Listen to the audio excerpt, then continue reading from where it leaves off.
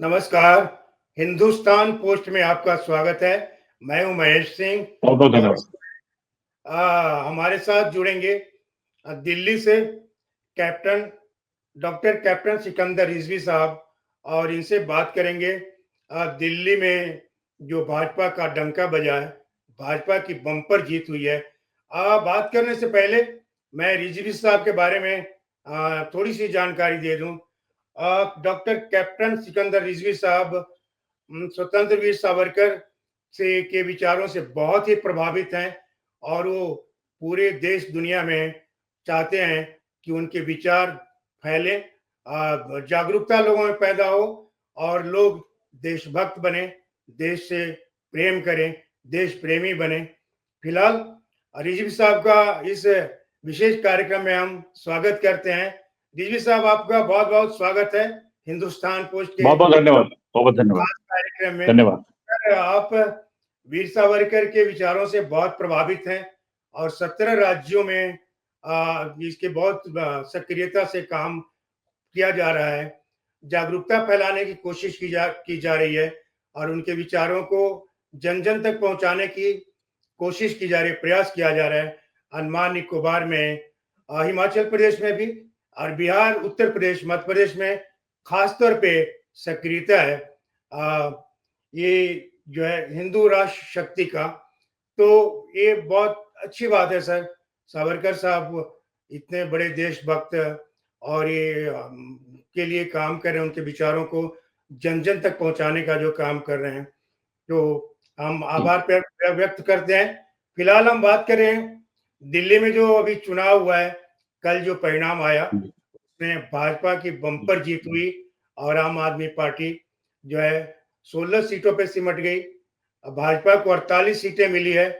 Sir, Bhajpa की इतनी बड़ी जीत के पीछे क्या कारण मानते हैं? क्या इसमें हिंदुत्व भी एक बड़ा मुद्दा है, इस वजह से भाजपा को इतनी बड़ी जीत मिली? देखिए, दिल्ली से मैं पिछले 20 साल से जुड़ा हूं और दिल्ली में देख रहा हूं दिल्ली का जो राजनीतिक स्तर है।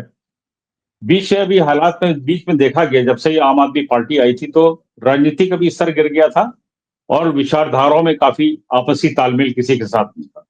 अब जैसे कि आम आदमी पार्टी की हार और बीजेपी की जीत की जो कारण है बहुत स्पष्ट है, कुछ उसमें लगाई छुपाई कुछ नहीं।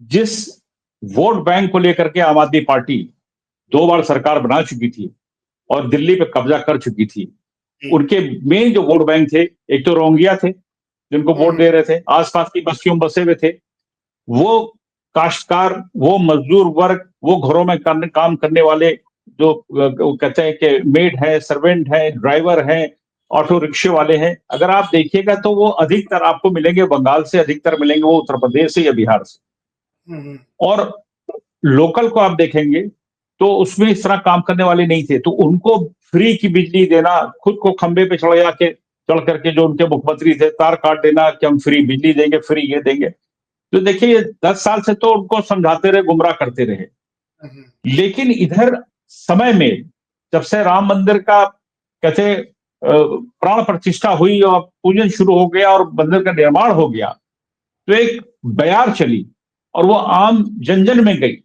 खास करके उत्तर प्रदेश और बिहार में और मध्य प्रदेश जितने लगे हुए हमारे प्रदेश उसमें गई।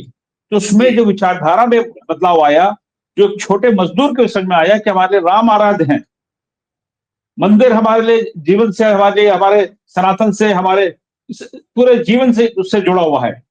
तो जब ये एक लहर चली तो दिलों में तो जगह भारतीय जनता पार्टी ने बना ही ली थी कि इन्होंने अपना वादा पूरा किया और वादा पूरा करके और खरे उतरे। इसी तरह 30-70-35 से भी हटी, वो भी उन्होंने देखा, कहा तो उसको करके दिखाया। तो इनको आम आदमी पार्टी को लग रहा था कि ये फिर से दोबारा इनको गुमराह करेंगे, उन्हें बेवकूफ बना लेंगे, जो कि चल नहीं पाया।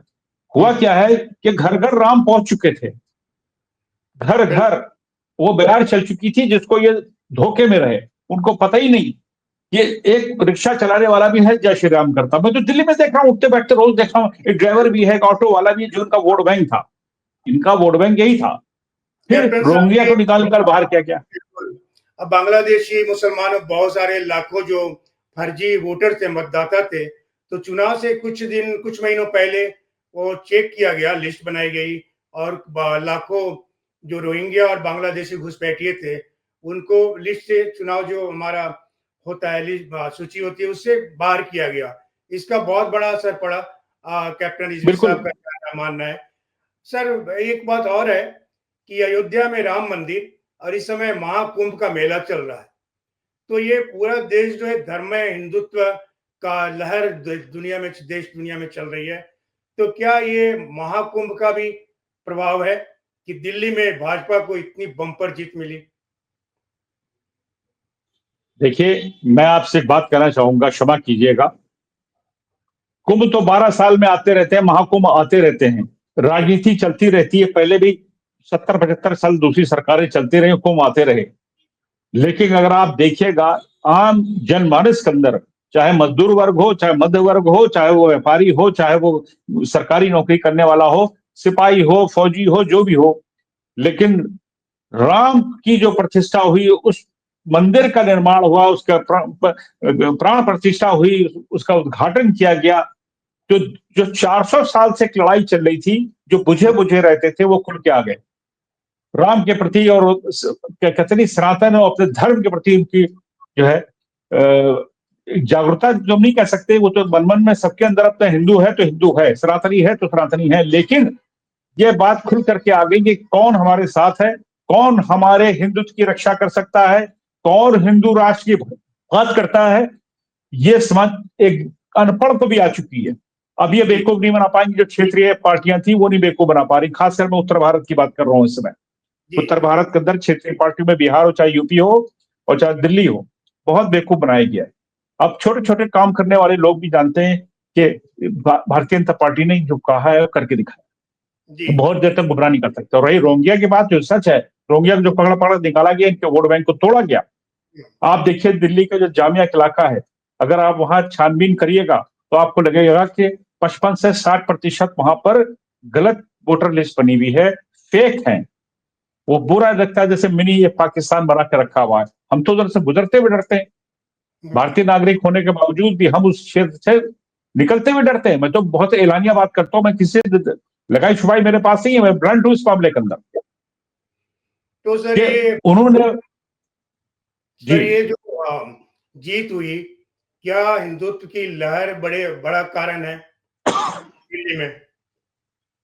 देखिए, हिंदुत्व का कारण के साथ साथ जो हमारी नीतियां हैं, जो हमारे माननीय प्रधानमंत्री की है, हमारे अमित शाह जी की हैं, जो हमारे गृह मंत्री हैं, जो इन्होंने निर्णय लिए हैं, चाहे अंतर्राष्ट्रीय स्तर पर लिए हों, चाहे राष्ट्रीय स्तर पर लिए हों, चाहे प्रदेश स्तर पर लिए हों, एक एक उनकी जो कहते हैं कि जो उनके उन्होंने अपनी सरकार के अंदर जो आम जनता को, आप देख लीजिए, चाहे वो इलाज हो, चाहे घर में रोटी हो, चाहे बेटी हो, आप देख तो लीजिए आप कि किस तरह से उन्होंने प्रचार प्रसार जितना नहीं किया हो, जितना प्रैक्टिकली करके दिखाया। हम उत्तर भारत के, मैं आपको बता रहा हूं, आप किसी से भी सड़क चल के रोक के, किसी गांव में रोक करके पूछे, मैं अपनी आंखों से देखा है, मैं बहुत रोड से चलता हूं। हमारी हिंदू राष्ट्र शक्ति संस्था का उद्देश्य ही यही है कि बहुत से हम खेतों में देखते हैं, छोटे से शिवालय देवालय बने होते हैं और जीर्ण शीर्ण हालत में है। हमने ये जागरूकता लाए लोगों में, और लोगों को, अपने कार्यकर्ताओं को हमने जोड़ा, उसमें ब्लॉक स्तर पे लोगों को जोड़ा कि साहब ये जो देवालय हैं, जो शिवालय हैं, इनकी ठीक से मरम्मत करो, उसके अंदर प्राण प्रतिष्ठा करो, पूजन करो, इसको शुरू करो। तो क्या हुआ, उस गांव के अंदर जो क्षेत्रीय पार्टियां काम करती थी, जो देश के प्रति, या कहिए सनातन के प्रति, या कहिए बहाना ढूंढती थी भाजपा के खिलाफ, कुछ ना कुछ करती रहती थी, कार्यकर्ताओं भड़काती थी, लेकिन उन लड़कों में जागरूकता आ गई, गांव वालों में जागरूकता आ गई, उन्होंने पूजन वूजन करना शुरू कर दिया। तो जहां पर धर्म आएगा, जहां लड़ाई होगी, तो वहां पे धर्म की हो जाती है। मैं बता दूं, ये जो हुआ है दिल्ली के अंदर, इनको हटाया गया है। इन पे करप्शन चार्जेस थे, किसी पे शराब के घोटाले थे, केजरीवाल पे दूसरे कितने घोटाले हैं आपने देखा। पिछले 20 साल में, 10 साल में उन्होंने करा किया है, वही पंजाब में चल रहा है। इनके दिन पूरे हो चुके हैं, और भाजपा ने जो किया, भारतीय जनता पार्टी ने वो करके दिखाया है, और ये हमारे माननीय प्रधानमंत्री की नीतियों का नतीजा है, जो आज दिल्ली हमको मिली है। जी, लोगों को समझ में आने लगा, जो मतदाता हैं, दिल्ली वाले हैं, और उनको ये बात समझ जी में आ गई कि ये झांसे दिए जा रहे हैं सिर्फ महिला सम्मान निधि और अन्य तरह के जो बातें कही जा रही है, क्योंकि पंजाब में इनकी सरकार है और वहां पर अभी तक महिलाओं से उनको जो पैसे देने का इन्होंने वादा किया था, मदद देने का वादा किया जी था, पूरा नहीं कर पा रहे हैं। तो सर ये दिल्ली के बाद में पंजाब में भी बड़ा उथल-पुथल होने की बातें कही जा रही, चर्चा है, क्या कहेंगे आप? आप देखिए, ये पंजाब की सरकार नहीं चल पाई। ये जो इनका स्तंभ था गिर गया। जी। इनके बड़े नेता सारे हार गए। किस मुंह से जाएंगे समझाने के लिए? किस मुंह हाँ, से जाएंगे इलेक्शन के अंदर? ये बोलने की इनकी बोलतियां बंद हो चुकी है। भाई कितने इनके थे लीडर गिने हुए, और उनको सबके मुंह पे काली खुद गई है। इलेक्शन में हार जाए, मुख्यमंत्री हार जाए, आप देखिए तो उनका हाल क्या हुआ। बस से बदतर उनकी हालत हो गई, और उनके कर्मों का फल है। जी, मुख्यमंत्री हार जाए, उप मुख्यमंत्री भी हार जाए, फिर ये किस मुँह से जनता को बताएँ? क्योंकि अपनी ही सीटें नहीं बचा पाए, अपना ही किला जी अ, कैप्टन साहब जहाँ से चली थी आम आदमी पार्टी, केजरीवाल की पार्टी, दिल्ली से चली थी और दिल्ली में ही खत्म होने के कगार पे आ गई। तो ये क्या संदेश जाता है? देखिए, ये इनको एक सबसे इन्होंने जो टारगेट किया, अगर आप पीछे जाइए, हम तो लंबी बात नहीं करेंगे, बार बार दोहराना नहीं चाहते हैं कि बात को हम हाँ, दोबारा दोहराना नहीं चाहते हैं। आपके जो दर्शक उनको अच्छा भी नहीं लगेगा। हाँ, बिल्कुल। जो जो इन्होंने वादे किए थे, जो ऐसे थे जो बेबुनियाद थे, और आज की डेट में मैं आपको अपने बता दूं, जैसे हमारे घर में हमारे सेविका हैं, हमारे 20 साल से सेवा कर रही हैं। हम उसको मैं समझाते थे, भारतीय जनता पार्टी के बारे में बताते थे। हमारी घर में सेविका है, उसका बेटा है, उसका हस्बैंड है, बेटा भी बीए कर रहा है। समझाते थे, कहते नहीं, आम आदमी पार्टी ने जहां हम रहते थे तो वहां पर वो बिजली पानी दिया, ये दिया वो दिया, केजरीवाल केजरीवाल केजरीवाल। हम समझा समझा के थक गए थे, उसको समझ में नहीं आ रहा था। अब बेटा बड़ा हुआ, अभी बीए फाइनल का एग्जाम लखनऊ यूनिवर्सिटी से दे रहा, वो विजय नाम है उसका, दक्षिण भारत के हैं। उसने अपने माँ बाप को समझाना शुरू किया कि केजरीवाल गुमराह कर रहे हैं, सर जो कह रहे हैं ठीक कह रहे हैं भारतीय जनता पार्टी। तो क्या हुआ, जनरेशन गैप। जो 10 साल पहले बच्चे छोटे थे, वो अब हो गए बड़े। उनको समझ में आने लगा देश में विदेश में क्या हो रहा है। बच्चा जो छठे सातवें आठवें में आता है ना, उसको सब समझ में आने लगता है, अपने माँ बाप को समझाने लगता है। तो ये जी, गुमराही थी, कोई इनका प्रोग्राम था नहीं। होता नहीं कि मजबूत कार्यक्रम होता, जड़ें इसकी मजबूत होती, वो तो इनके पास है नहीं, आम आदमी पार्टी के पास। और इन बिल्कुल। लोगों ने सरकार के अंदर करप्शन किया, सबने देखा। कुछ छुपा हुँ, तो नहीं है ना इनसे। भाई इनके इनसे पूछिए, इनके पास तुमको अगर दिल्ली की गद्दी सोच रहे थे कि दिल्ली में फिर दोबारा बन जाएंगे, हैट्रिक कर देंगे, लेकिन आपने इस क्या किया है ये तो बताइए। आपने करके क्या दिया? आपने बिजली फ्री कर दी, आपने पैसे देने के वादे फर्जी करे। बच्चे आजकल के निकल करके कमाने लगते हैं और अपने माँ जी। बाप को समझाने लगते हैं। तो 10 साल के अंदर जो मेरी स्टडी यही कह रही है, जो बच्चा 6-7 साल का था, वो आज 17-18 साल का हो गया, उसकी अकल आ गई। तो अकल दिल्ली आ में गई इस जो है बच्चे को। दिल्ली में बड़ी समस्याएँ हैं सर, कि हर मौसम का जो अपना-अपना प्रॉब्लम आता है। बारिश में पानी भरता है ठंडे के मौसम में प्रदूषण फैलता है और गर्मी में बिजली पानी की समस्या पैदा हो जाती है। तो ये एक भी समस्या को हल करने में सफल नहीं हुए केजरीवाल साहब। और दूसरी बात है कि यमुना इतना गंदा करके रखा है इन्होंने 10 साल में, कुछ नहीं किया। और अब आतिशी मैडम जो है पूर्व मुख्यमंत्री का बयान आया कि हम भाजपा को इसके लिए फोर्स करेंगे कि यमुना को साफ करें। अरे आपने 10 साल में खुद कुछ नहीं किया, अब आप क्या फोर्स करेंगे? क्योंकि उनके उन्होंने प्रॉमिस किया है, वादा किया है लोगों से। तो कैप्टन साहब आपको क्या लगता है कि भाजपा ये जो वादे किए हैं महिलाओं को 2500 रुपए देने का और प्रेग्नेंट महिलाओं को 21,000 रुपए देने का और इस तरह के और यमुना को साफ करने का, तो ये 5 साल में ये वादे पूरे कर पाएगी भाजपा? मोदी की गारंटी पर लोगों को भरोसा तो है इसीलिए मतदान किया, लेकिन ये वादे क्या पूरे हो पाएंगे? मैं एक बात बताऊं आपसे, भारतीय जनता पार्टी ने वो कर दिखाया है जो इन 70-75 सालों में नहीं हुआ है। जी, आप देख लीजिए, मैं यहाँ पे प्रचार प्रसार, वो तो ऐसी पार्टी बहुत बड़ी है, हमारे बोलने से नहीं कुछ बहुत बड़ी बात हो जानी कि मेरे कह देने से सारे लोग मान जाए, लेकिन जो सच्चाई वो मैं आपको बताने जा रहा हूं। सारे चैलेंजिंग काम किए, जैसे लोग कहते 370-35 नहीं हटेगी, हट ही नहीं सकती हो, तो ये हो जाएगा वो हो जाएगा। क्या हुआ? कुछ नहीं हुआ। राम राम मंदिर का मंदिर मामला आया, चैलेंजिंग था, सबसे चैलेंजिंग था कि बहुत भारत के बड़ा। अंदर कहते हैं 100 करोड़, हम तो कहते हैं 18.5 करोड़ है, वो कहते हैं 25 करोड़ मुसलमान है, आग लग जाएगी, ये हो जाएगा वो हो जाएगा। क्या हुआ? कुछ नहीं हुआ। टीवी में बैठ के देख रहे थे जिस दिन उद्घाटन हो रहा था, प्राण प्रतिष्ठा हुई, पूजन पाठन चल रहा था, जो सारा मुसलमान घर बैठ के टीवी में देख रहा था। किसी की हिम्मत नहीं पड़ी थी छू करने की। कहां गए वो उनके लीडर? जी, यही है, अगर ये करेंगे तो करके दिखाएंगे। ये नहीं चाहेंगे कि हमारी बदनामी हो वैसी हो जो आम आदमी पार्टी ने किया, ये जी, प्रैक्टिकली करके दिखाएंगे। आप देख लीजिएगा, यमुना भी जी, साफ होगी और पानी की जो जहां पे किल्लत आ रही वो भी इनको पूरा होगा। करेंगे जरूर। अब की जी। बड़े धाकड़ इनके एमएलए जीत के आए, मैं बता दूं आपसे, हाँ, जो हाँ, एमएलए आए हैं लिस्ट आप देखिएगा, बहुत धाकड़ है, बड़े एक्सपीरियंस है, ये काम बहुत। करने जा रहे हैं। हुँ, तो सर, जिस तरह से हिंदुओं के वोटों का पोलराइजेशन हुआ, हिंदुत्व लोग खुल कर के बाहर आए। पहले लोग बड़े संकोच रहते थे इस तरह से बात करने के लिए। तो मुसलमानों के वोटों का भी पोलराइजेशन देखा जा रहा है, क्योंकि दिल्ली में 6 सीटों पर केजरीवाल ने अपने उम्मीदवार उतारे थे, मुस्लिम उम्मीदवार। उसमें से 4 जीत कर आए। तो ये क्या कहेंगे, मतलब दो वो मुस्लिम वोटों का भी पोलराइजेशन हो रहा है, वो भी जागरूक हो रहे हैं क्या? क्या कहना चाहेंगे आप?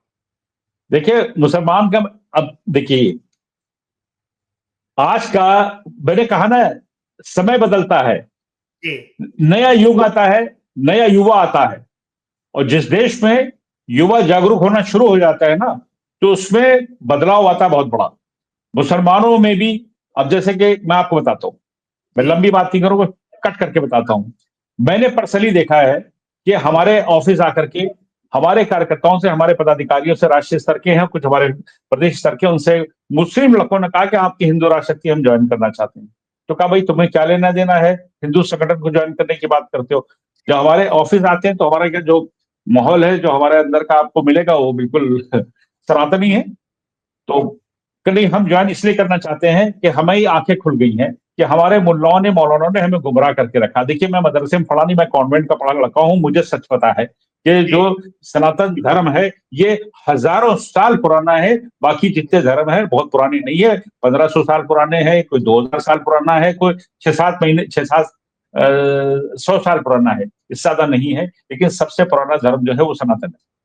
जी, वो एक मुस्लिम लड़का बात करता है, लड़कों ने मुझे मिला है, हमने कभी, हमारी पॉलिसी नहीं है, हम मुसलमान को नहीं ले सकते हैं। तो कहते हैं साहब हम, अब वो लड़का जो है बड़ा मॉडर्न था। मैं फिर यहाँ पे कहना चाहूँ, बड़ी अजीब बात हुई है, वो हार्ले डेविडसन चलाता था। सर हार्ले डेविडसन, ये बड़े मॉडर्न लोगों के शौक होते हैं।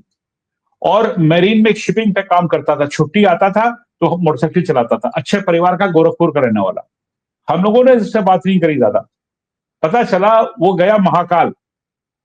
वहां जाके उसने धर्म परिवर्तन किया, डंके की चोट पे अपनी बीवी को, पत्नी को भी धर्म परिवर्तन करा दिया। बड़ी बात है। उसके बाद फिर हमारे आया 6 महीने के बाद कि सर अब तो ज्वाइन करा दे। हमने कहा तुम पहले पानी के जहाज से जाओ, 6 महीने के लिए फिर आना। तो क्या है कि अब जो नया युवा आ रहा है, अब किसी से मंदिर मस्जिद की बात करिए तो मस्जिद के बारे में बात करना पसंद नहीं करता। मुसलमानों की मैं बात कर रहा हूँ, जितना चिल्लाते रहे, जिन्हें, जो बच्चे हैं 45 साल 40 साल के ऊपर के, और वो बात अलग है गुमराह करने नौजवानों को जो भूखे नंगे हैं। कश्मीर में क्या होता था, पत्थरबाजी करते थे तो भूखे नंगों को किराए पे लाया जाता था, 200 रुपए 300 रुपए को पत्थर फेंके जाते थे। आपको तो पता ही है, आपको बिल्कुल तो सर। पता ही इस चीज का। ये दूसरी जगह भी क्या, इनके बहुत से संगठन ऐसे सॉरी वो करते रहे, वही अभी भी किया गया, लेकिन उसकी तादाद धीरे धीरे कम हो रही है। कोई लड़का मरना नहीं चाहता है, कोई लड़का जो है वो नहीं चाहता कि हम जाए फिदाइन बन जाए, हम हो जाए, धीरे धीरे खत्म हो रहा है। इनका धीरे धीरे ब्रेन जो है, अब हमको भी करना पड़ जाएगा, हमें भी इनका ब्रेन वॉश करना पड़ेगा। जैसे ब्रेन वॉश मुजाहिदीन और ये क्या कहते हैं तालिबानी और जिहादी करते हैं, इनका ब्रेन वॉश करते हैं, तो ब्रेन वॉश हम भी कर सकते हैं। हमको बिल्कुल। अपनी शिक्षा पद्धति बदलनी पड़ेगी। हमें सख्ती करनी पड़ेगी उन मदरसों के अंदर जहां सिर्फ इस्लाम के बारे में पढ़ाया जाता है, उर्दू अरबी पढ़ाई जाती है। कम से कम वहां पर हमारी हमारी भी जो पाठ्यक्रम वो पढ़ाया जाए, हाई स्कूल तक कम से कम इनको पढ़ना जो है अनिवार्य कर दिया जाए। जब 10वीं तक की अनिवार्य हो जाएगी हिंदी और भारत की हमारी जो एक कहते नहीं की पद्धति है, और खासकर शिक्षा की, तो इनका दिमाग भी सही रहेगा। धर्म पे जाएं, ठीक से जाए, लेकिन राष्ट्रभक्त रहें, उनको राष्ट्र के बारे में मालूम होना चाहिए।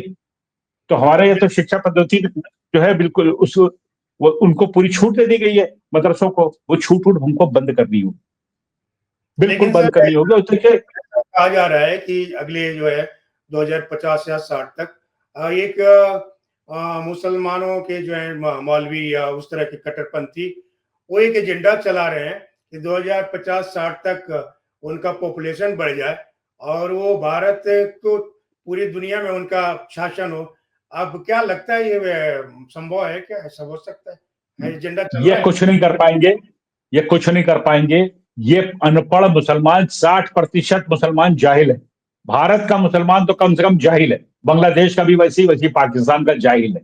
कौवा नाक लेके चला गया, दौड़ते चले आ रहे, छू कर नहीं देखते मेरी नाक नहीं है। इनको मुल्ला बड़ा आसानी से बेवकूफ बनाता है। कौन सा 50 साल, ये 100 साल कर ले या कुछ नहीं कर पाएंगे, क्योंकि इनकी कमर टूट चुकी है। इसकी वजह एक वहाबिज्म था, जिसको आके प्रिंस सलमान ने सऊदी अरब के तोड़ दिया। आपको याद होगा जब प्रिंस सलमान का coup हुआ, उसने कब्जा करा और खुद वो क्राउन प्रिंस सिस्टम चला रहा है, उसने 82 मौलवी मौलाना को, जो मक्के के अंदर नमाज पढ़ाते थे, उनको फांसी दे दी थी एक दिन में उसने, 82। उसने तबलीगी जमात से लेके 72, मैं उसका प्रचार नहीं कर रहा हूँ, जो सच्चाई है, तबलीगी जमात के उसने बैन करवा दिया। कम से कम 75 ऑर्गेनाइजेशन पूरी वर्ल्ड की उसने बैन करी अपने क्या। और किंग फहद यूनिवर्सिटी है जद्दे की, किंग फहद यूनिवर्सिटी के अंदर पाठ्यक्रम रखा गीता को पढ़ाने का, महाभारत को और रामायण को। उन्होंने ये इसलिए कि हम जानना चाहते हैं कि ये इतना पुराने धर्म में, सनातन धर्म में, ये इसमें क्या है। ये चाहे हिस्ट्री के तौर पर लिया जाए, चाहे ये ज्ञान के लिए लिया जाए, चाहे धर्म के लिए ना लिया जाए, लेकिन हमारे लोगों को, ये युवाओं को मालूम होना चाहिए कि ये इतना पुराना रिलीजन क्या है। ये पाठ्यक्रम सर शुरू हो गया उनके, जी। तो ये बदलाव है। ये जो बैठ करके 4 मौलाना, एक बरेली का, एक नदवे का, वह बोलेगा 50 साल 50 साल, ये 5 साल नहीं चला सकते। क्या बात कर रहे हैं आप, ये सब बातें खत्म हो चुकी। अब जी मुसलमान भी जागरूक हो रहा है। कैप्टन साहब, केजरीवाल के समय में, शासन कार्यकाल में दिल्ली में दंगे हुए, वहां पर शाहीन बाग कांड हुआ, वहां पर आंदोलन चला 55 दिनों तक। और इस तरह से बड़े बड़े लाल किला में 26 जनवरी को 2021 को लाल किला में सिखों का जो धार्मिक झंडा है वो फहरा दिया गया। तो ये सब बड़े बड़े कांड हुए केजरीवाल के समय में।